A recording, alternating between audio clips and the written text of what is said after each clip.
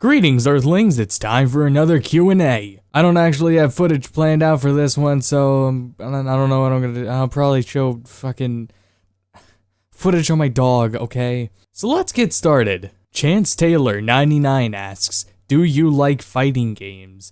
I love fighting games in a casual way, though I don't play them competitively.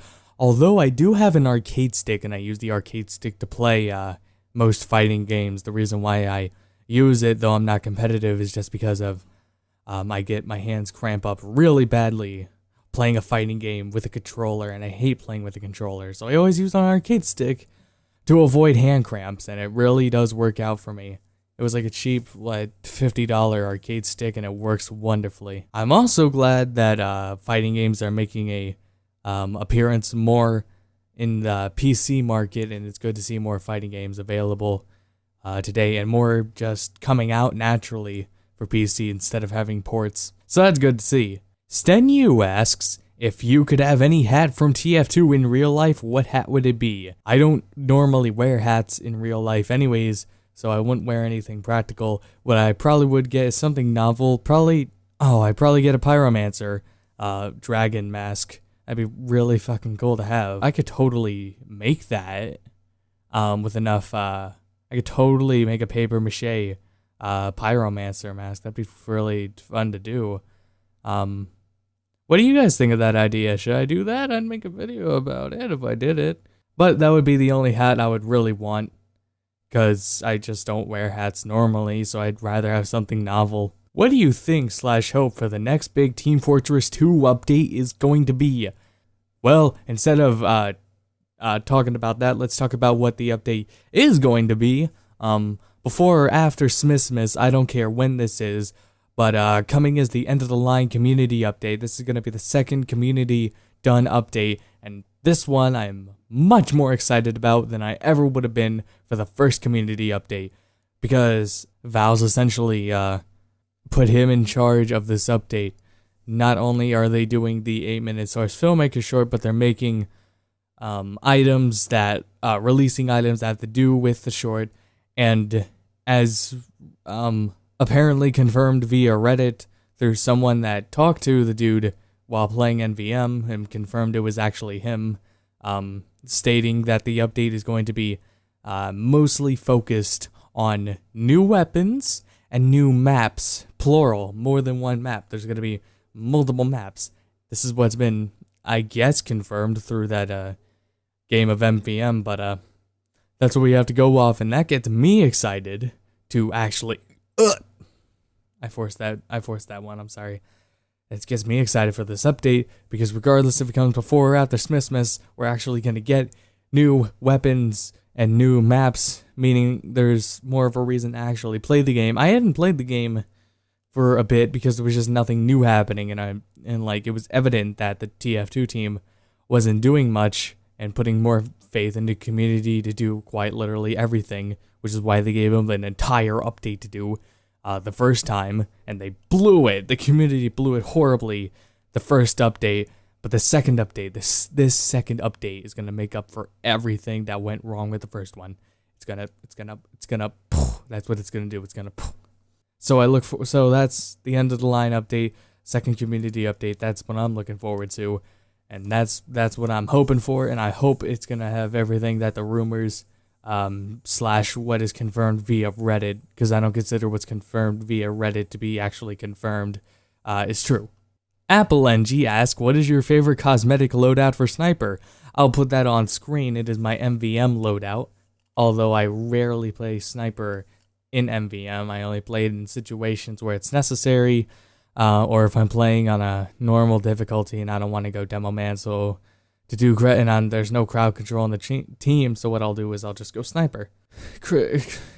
This guy asks, what is your favorite video game of the past?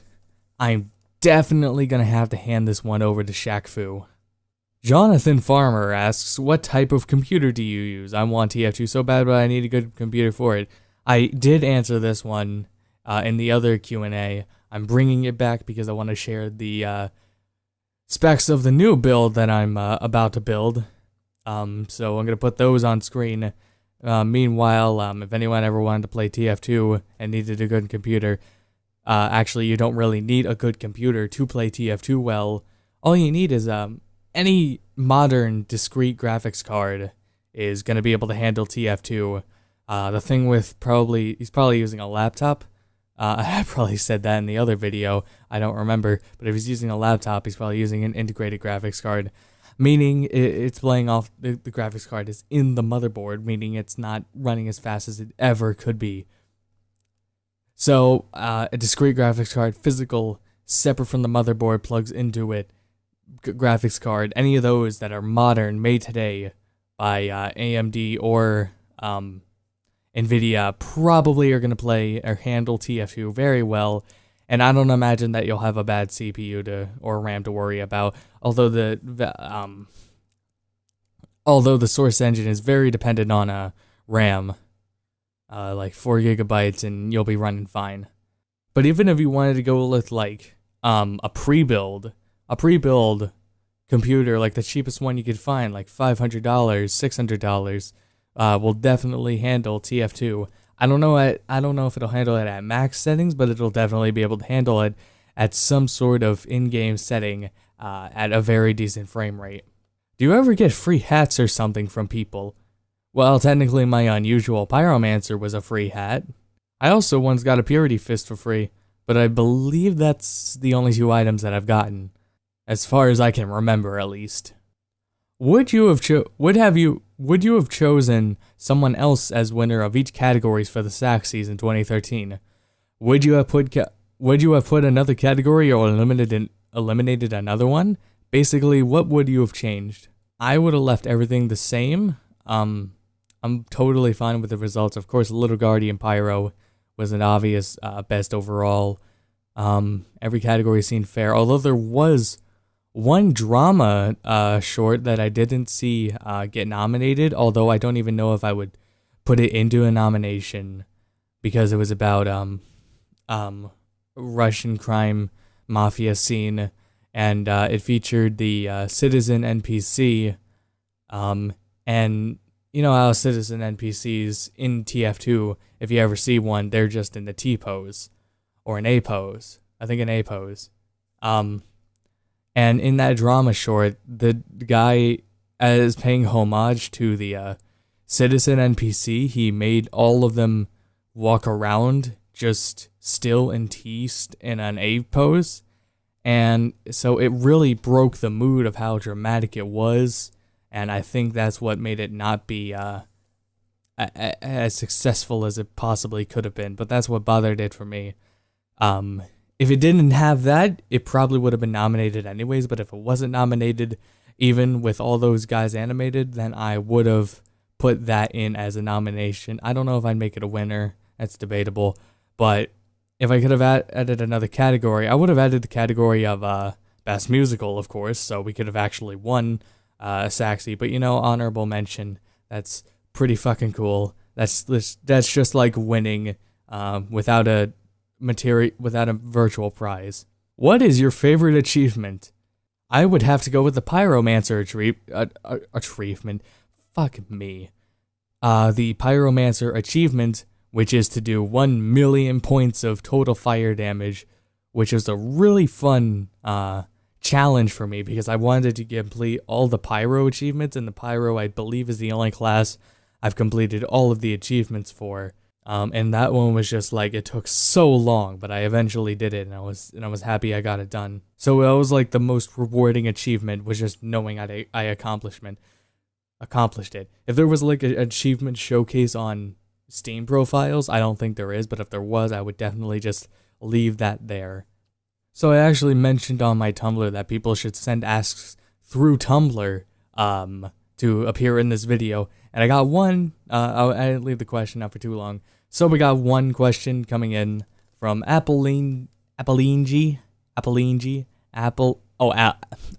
idiot, Apple NG.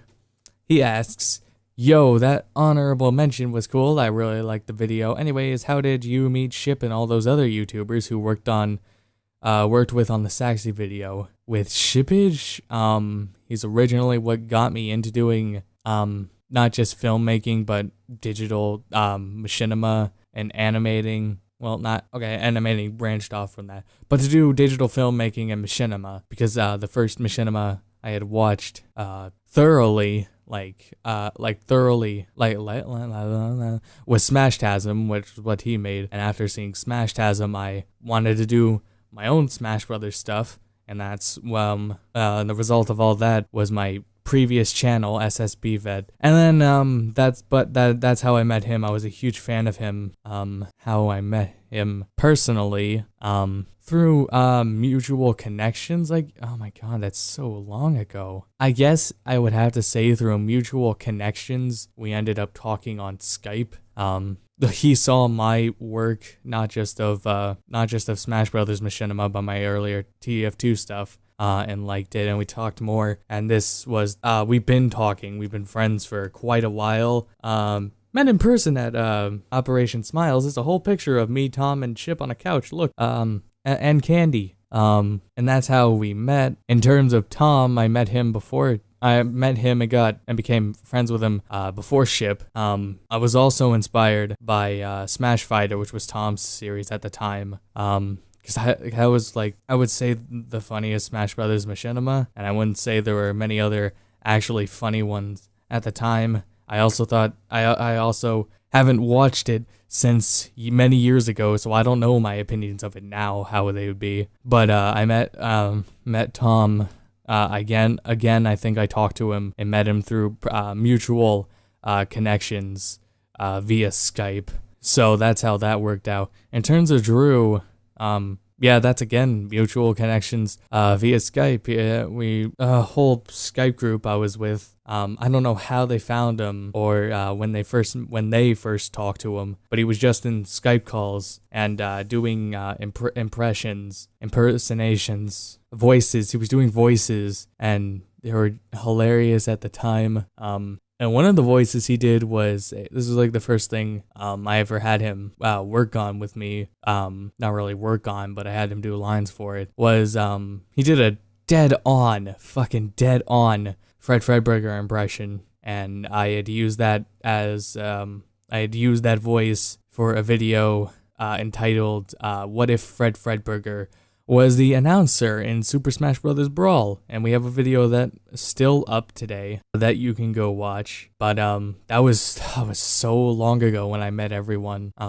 So that's when I met Drew, was just through Skype calls and talking to him and hearing him do funny shit and whatever. So and then eventually we had over the past few years, just like a personal click, personal click or whatever you want to call it between all of us. And when it came time around the Saxies, I had pitched the idea to, I think, Drew first, about turning the little jingle that we sing to ourselves while playing TF2 down in the Intel room into an actual musical number. Drew was all for it, and so was everyone else on board, and then we decided to go with it, and then the rest was history. Well, that's all we have time for. Thank you for tuning in to the 5,000 subscriber Q&A. Make sure to social links down below. Make sure to, I don't know what else to make sure you two of, but make sure you two of, and I'll see you next time.